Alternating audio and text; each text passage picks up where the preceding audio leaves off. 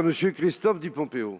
Merci Monsieur le Président. Mes chers collègues, ma question s'adresse à Monsieur Jean-Baptiste Lemoyne, secrétaire d'État auprès du ministre de l'Europe et des Affaires étrangères. Monsieur le ministre, la semaine dernière, le président de la République s'est rendu à Rome pour signer le traité de coopération bilatérale entre la France et l'Italie, dit traité du Quirinal.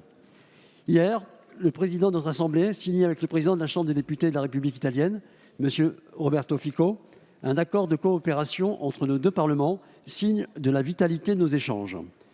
Depuis longtemps déjà, l'Italie et la France ont été à l'initiative des plus grandes réalisations européennes, pays fondateurs de l'Union, du marché commun, de l'euro et de Schengen.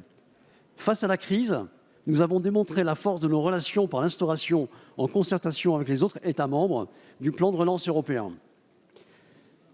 Lors de son allocution de vendredi à Rome, le président de la République a souligné que l'absence d'un traité entre nos deux pays était une anomalie, car nous partageons une même histoire, une communauté de destin et une culture. Nous avons en effet une vision commune d'une Europe démocratique, protectrice et souveraine.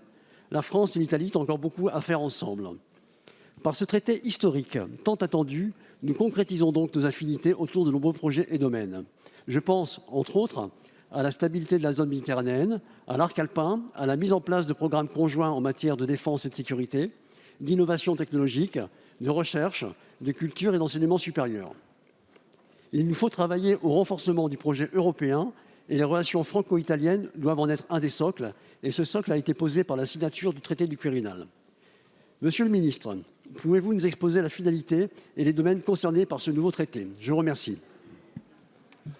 Merci. La parole est à Monsieur Jean-Baptiste Lemoyne, secrétaire d'État chargé du tourisme, des Français de l'étranger et de la francophonie. Merci beaucoup, Monsieur le Président, Mesdames et Messieurs les députés. Merci beaucoup, Monsieur le député, vous qui êtes président du groupe d'amitié, justement, de l'Assemblée nationale entre la France et l'Italie.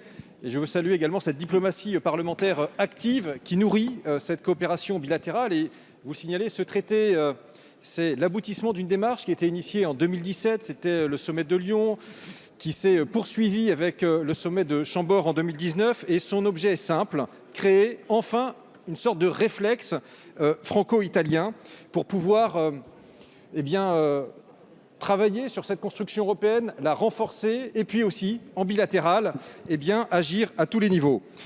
11 chapitres très denses avec ce réflexe qui se décline en matière de jeunesse, par exemple, avec la création d'un service civique franco-italien, avec la mise en place aussi de campus des métiers franco-italiens, mais également le renforcement de l'apprentissage de nos langues respectives. Et vous le savez d'ailleurs, l'apprentissage du français dans le système italien se renforce d'année en année dans les classes ESABAC. C'est également en matière économique une coopération renforcée dans tous les secteurs liés à l'autonomie stratégique. On pense aux batteries électriques, on pense au secteur pharmaceutique ou bien aux semi-conducteurs. Et puis n'oublions pas les sujets de sécurité, de justice, puisque va être mise en place une unité opérationnelle franco-italienne qui sera mobilisable pour les grands événements respectifs, et puis également un conseil franco-italien de défense et de sécurité. Le tout, vous le voyez, fait que les deux nations sœurs que nous sommes, les deux nations tricolores que nous sommes, ont décidé d'allier d'une part la furia française et, j'ai envie de dire, à la détermination italienne pour lancer une véritable renaissance européenne. Merci, monsieur.